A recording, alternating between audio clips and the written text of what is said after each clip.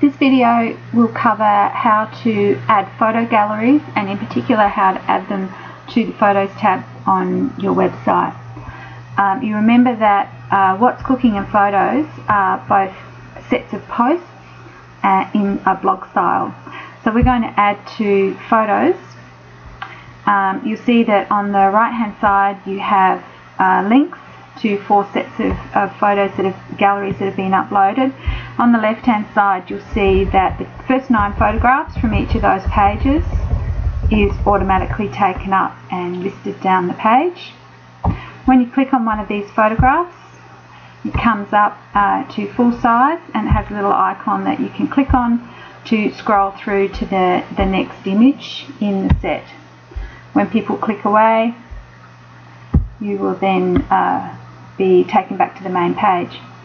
So prior to starting, I created a set of optimized images and put them into a folder. So these images I have ensured that they are less than 300 kilobytes, so these ones are actually 189 kilobytes in size. I made them 1000 pixels by 750, which is a good size usually to fit on people's screens. It's really important to make sure that your images aren't too large, because then it will take a long time for them to load on the screen. Using a program like Picasso, which you can download for free from Google, is probably a good option for you. So I've prepared my images and I have them sitting on my computer.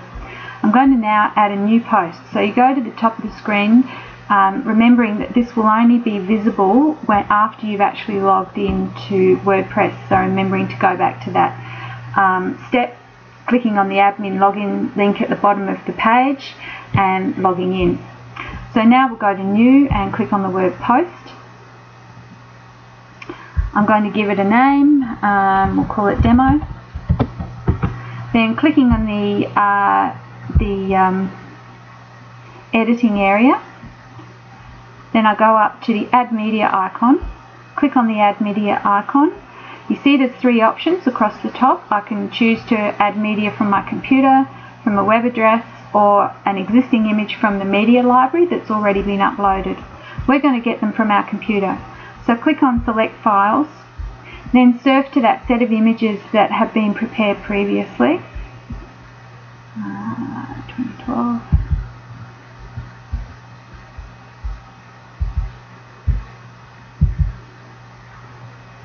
So these are low res images, they're JPEGs. So these are the images. I might just select, you can select the whole lot, but just for speed now I'll just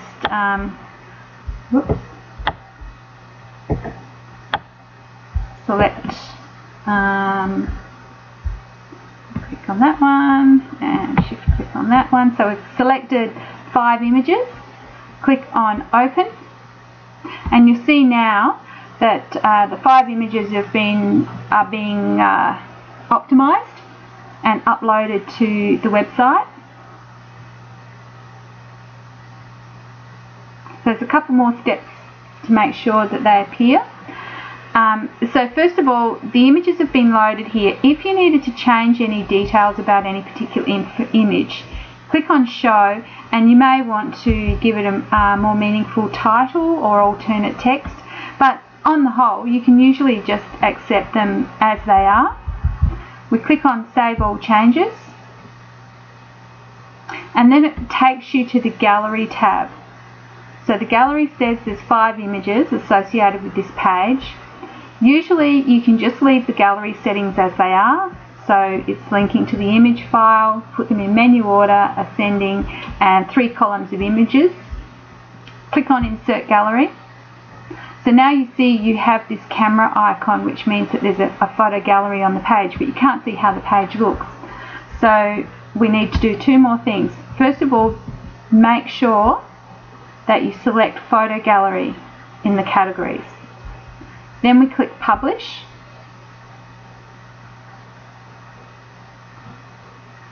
And it's all done. Let's have a look at the page by clicking on view post. And you can see now those 5 images have been loaded onto a page called demo with a date, and it's now the top item in the photo galleries. If I click on any one of those images, it will load the full size version. If I go back to the photos page, now the top option, and all the other ones have been moved down. So you can see it's quite easy to add a photo gallery. You can use that same method on any page within your website to add a photo gallery. The only difference is that it won't be listed here under galleries, but you may want to upload a whole bunch of photos to one page. That's easily done on any of the pages within the website, or you might want to create a new page.